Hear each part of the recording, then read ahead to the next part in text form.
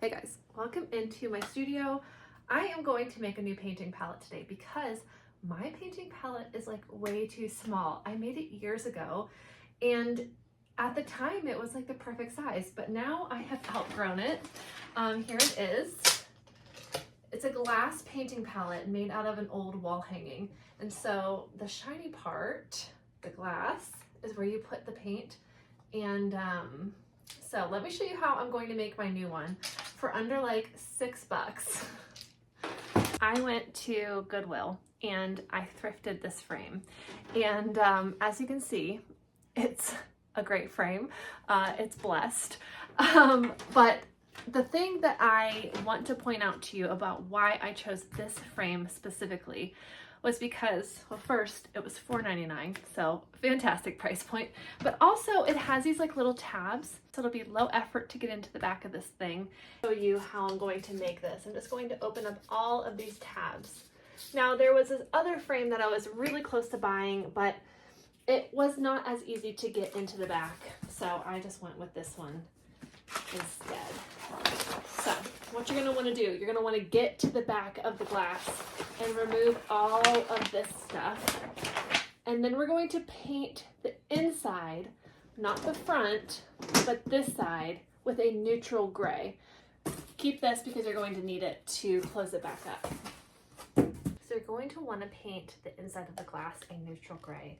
And to make a neutral gray, there's a bunch of different ways, but the way that I make it is with white as the base, and then you can use a burnt sienna and an ultramarine blue. I am going to jimmy rig this just a little bit because I am in the process of moving my studio space. So kind of like all of my stuff is just like a little bit all over the place. So I'm going to do blue house paint. Since I'm not making fine art at the moment, I am feeling totally okay about using some house paint. I'm going to add a little bit of yellow and some of this like warm gray. Okay, now let's give it a good mix and see if it's the color I want it to be. Neutral gray. Okay.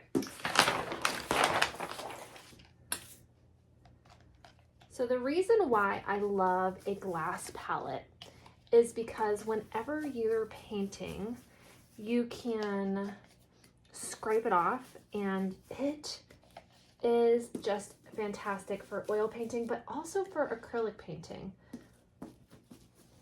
You're just going to want to make sure that you give the entire inside a good coat. It does not have to be perfect. This will serve me for hopefully years to come, so I'm just taking care to make sure that the whole inside is painted this nice neutral gray. So once this dries, I'm going to give it one more coat just to make sure it's not streaky on the front.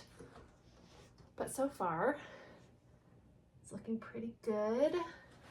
I do see a little bit of this blue color that needs squished in. So honestly, when I first started painting, I thought like I had to have everything like so perfect, like everything had to be store-bought. I had to have this like really beautiful studio, but the fact is that's just like so unrealistic. You can have studios that are a little bit messy, that feel like you, that you can come in and totally relax in. And honestly, what you really need is a studio that if you drop a little bit of paint, it's no big deal. And I sometimes get flack on Instagram about my rug. This rug is like so covered in paint. I am totally okay with that because this is my studio and this is my rug. If you can figure out a space to work and just relax into the space, it'll make making art even more fun than it already is. Whenever you mix your colors on a neutral gray background like this, they will read accurately. So then you can trust the color mixtures that you have on your palette before you put them on your painting. And that is very important when you're an oil painter or an acrylic painter. So let's get the back on it. Set up my new palette. All right, here we go. Here it is. And see, it's a little streaky where I did not mix the color well enough, but you know what? It's totally fine because things don't have to be perfect to be really good. I use one of these 3-tiered carts in my studio because I find that I move my palette around in different positions through my studio to work on my stuff. And it's great because all I have to do is just add this to the top, and I'm not super worried about it falling off because I'm not coming in here like wild or anything. So I'm just going to get myself arranged here.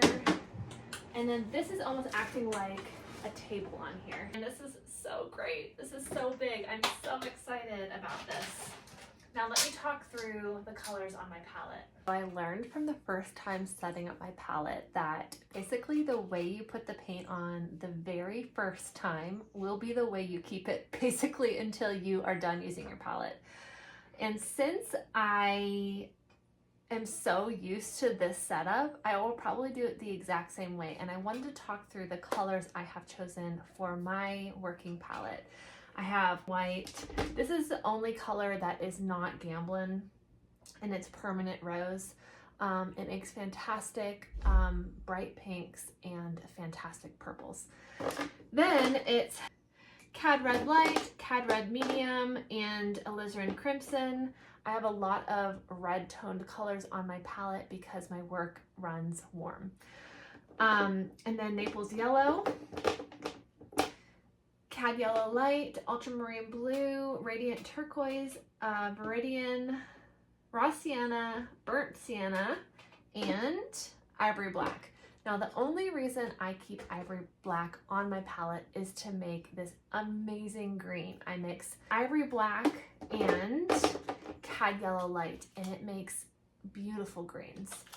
So this just gives you an idea of how much bigger I made my palette. All of this gray space is mixing area. So I am going to be able to mix all these different piles of colors, and I won't have to scrape it off in between different sections of the painting. And oil paint stays wet for quite a while, so this is going to be so helpful because then I can come back and use a color to do whatever to an area of a painting that I maybe have moved on from.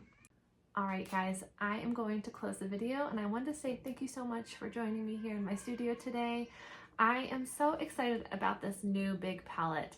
What I see when I look at it is like a new era in my painting career, bigger and better things in the future.